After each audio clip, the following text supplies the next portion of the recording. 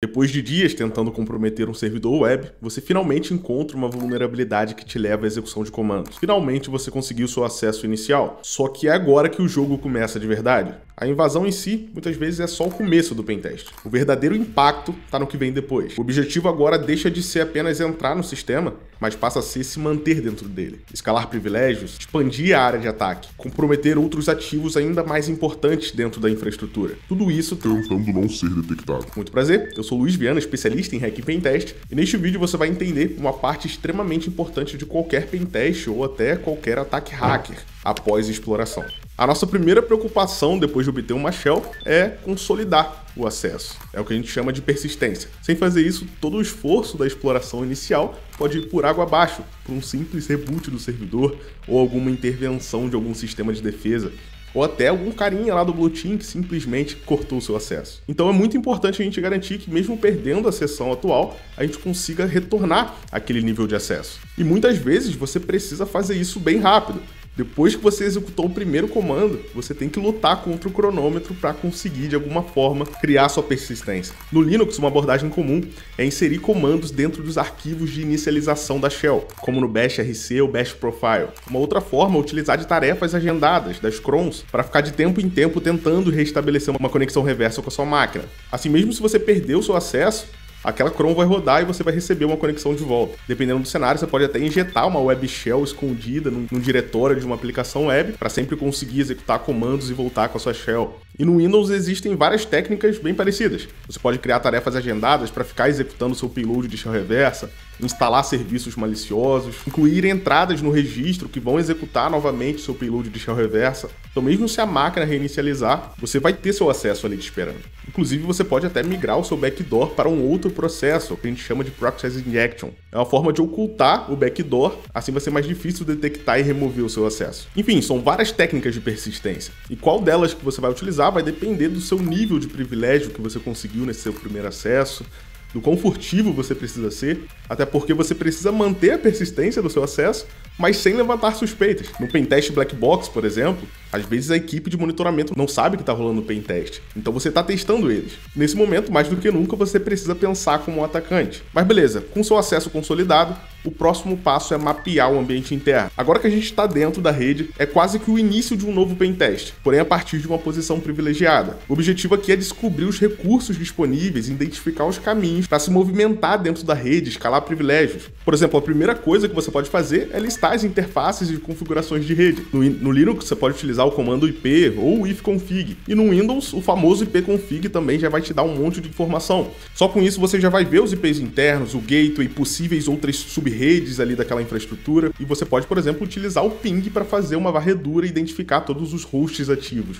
Um outro ponto importante é identificar o que está rodando, quais conexões estão abertas ali dentro da rede. Você pode utilizar o comando netstat para isso. Só fazendo isso você já vai encontrar serviços de banco de dados, algum painel web, algum serviço interno rodando, uma pasta compartilhada. E cada serviço pode se tornar uma porta de entrada para outro sistema. E aqui entra um ponto-chave. Os servidores guardam credenciais, então você pode procurar em arquivos de configuração, scripts, variáveis de ambiente. Então qualquer arquivo que tenha config ou algo assim, ou um arquivo .env, algum script de deploy, de integração, quase sempre vai ter um usuário e senha ou um token, uma chave. Se você tiver uma infraestrutura Windows, por exemplo, que está dentro de um AD, você consegue numerar várias informações do domínio com NetView, utilizar o NetUser para saber os seus níveis de permissão, o NetShare para buscar por pastas compartilhadas, e você está no servidor interno. É muito comum que tenha algum arquivo, algo sensível ali. No Linux é a mesma coisa, inclusive você pode conferir o arquivo /etc/host. Muitas vezes ali tem algum apontamento para um domínio interno ou para algum IP. Enfim, cada informação dessa faz parte de um grande quebra-cabeça da pós-exploração. Uma credencial pode te levar a um outro servidor.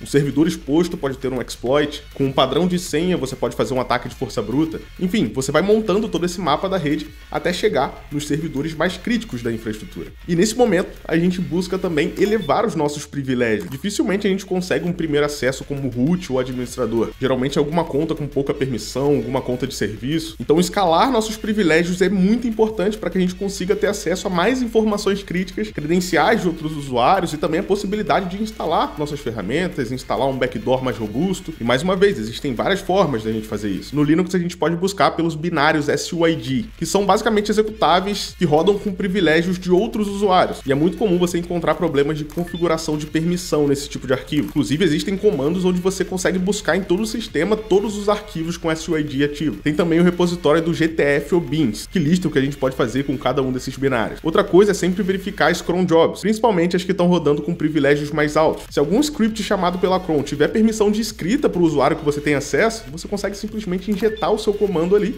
e na próxima execução ele vai ser executado. Outro ponto importante é o próprio kernel. Se ele estiver desatualizado, com certeza vai ter algum exploit público para escalação de privilégios. Qualquer serviço também rodando com privilégios elevados também vira um vetor de ataque. Você pode explorar vulnerabilidade nesses serviços, rodar exploits, e se você conseguir um RCE por esse serviço, você assume aquele nível de privilégio. No Windows a lógica é bem parecida. A gente raramente vai entrar como administrador, como system, então sempre nossa missão vai ser subir degrau por degrau. No Windows a gente consegue, por exemplo, em alguns casos, extrair tokens e hashes da memória, explorar também serviços mal configurados, rodar exploits. Cada avanço nos dá acesso a configurações mais sensíveis, a credenciais de outros usuários. Inclusive existem vários scripts que automatizam todo esse processo, como Linenum, Limpias ou Wimpias para o Windows. Você simplesmente roda o script, ele já vai verificar tudo isso, serviços, arquivos, configurações inseguras.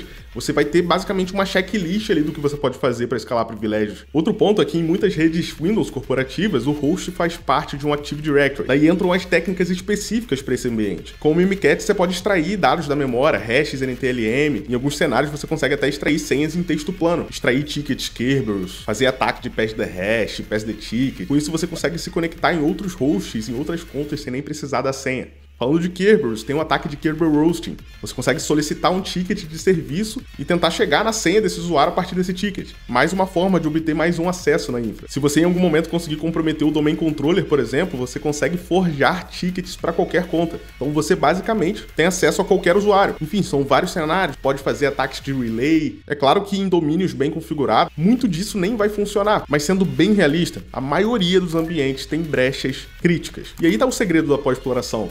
A regra é testar caminho por caminho até algum funcionar. Quanto mais informações você tiver da infraestrutura, mais você vai conseguir elevar seus privilégios. Outro ponto é que muitas vezes também o seu acesso é um pouco limitado. Você não consegue ou não deveria sair instalando qualquer coisa ali na infraestrutura que você está testando. É aí que entra o famoso LOL-beans, que nada mais é do que utilizar o que já existe no sistema ao seu favor. A ideia é simples, utilizar de binários e scripts confiáveis que já vem no próprio sistema operacional para virar as suas ferramentas de enumeração, de movimentação, de download, de transferência de arquivo, de execução de comandos. Por exemplo, no Windows, você pode utilizar o Search Util para fazer download de alguma ferramenta ou de um backdoor. O Search Util é uma ferramenta para gerenciar certificados no Windows. Você aproveita desse binário, que já é de confiança do próprio Windows, para fazer uma ação maliciosa. E são vários binários. Tem o bitsadmin também para transferência de arquivos e execução de comandos. O próprio PowerShell, só com ele você já consegue executar diretamente na memória o seu payload de shell reversa. Você pode rodar vários scripts de enumeração, criar o seu próprio script. E no Linux é a mesma coisa. Você pode utilizar o wget para instalar uma ferramenta. Você pode utilizar o SSH para criar um túnel de redirecionamento, ferramentas de manipulação de texto como o grep, o find para identificar chaves de acesso, credenciais em arquivos de configuração, muita coisa. Inclusive, se você ainda não domina todas essas técnicas de ataque e quer dominar, quer se tornar um profissional completo e certificado em segurança ofensiva, ser contratado para invadir infraestruturas de grandes empresas e ainda receber muito bem por isso. Olha só, na SolidOne, com uma única assinatura, você tem acesso a tudo que você precisa, mesmo que você não saiba nada hoje. A gente te leva do absoluto zero até o nível profissional. São dezenas de cursos, laboratórios práticos para você colocar seu conhecimento em prática, campeonatos internos de hacking valendo prêmio em dinheiro, comunidade com profissionais da área de segurança ofensiva, hackers, suporte direto comigo, com os instrutores da Solid, acesso às principais certificações de segurança ofensiva do mercado, tudo isso numa única assinatura. Vou deixar um link no comentário fixado para você dar uma olhada. Enfim, como eu disse, o servidor inicialmente comprometido é normalmente apenas a porta de entrada para um ambiente muito maior. Depois dessa invasão inicial, a gente precisa se mover na rede, atingir outros sistemas mais críticos. E é aí que entra o conceito de pivoting. Usar a máquina invadida como ponte para alcançar outros hosts, outros ativos que são inacessíveis de forma externa. Uma técnica fundamental aqui é a utilização de túneis reversos e port forward. Por exemplo, a gente consegue criar um túnel com SSH para, a partir do servidor invadido, redirecionar o tráfego de um serviço interno para nossa máquina, máquina. A gente acessa um serviço lá da rede que a gente invadiu como se fosse na nossa rede local. E existem ferramentas que focam totalmente nisso. Por exemplo, com o Teasel, a gente consegue criar túneis para fazer bypass de restrições de firewall, controle de rede. A gente redireciona todo o tráfego de serviços internos por um túnel criptografado diretamente para nossa máquina. Por exemplo, um banco de dados, um servidor RDP, um painel web. Através desses túneis, você consegue rodar seu Nmap, seu SQL Map. É como se você estivesse dentro daquela rede. Ou então, se o servidor que você invadiu tem acesso a uma outra subrede segregada, agora você também tem.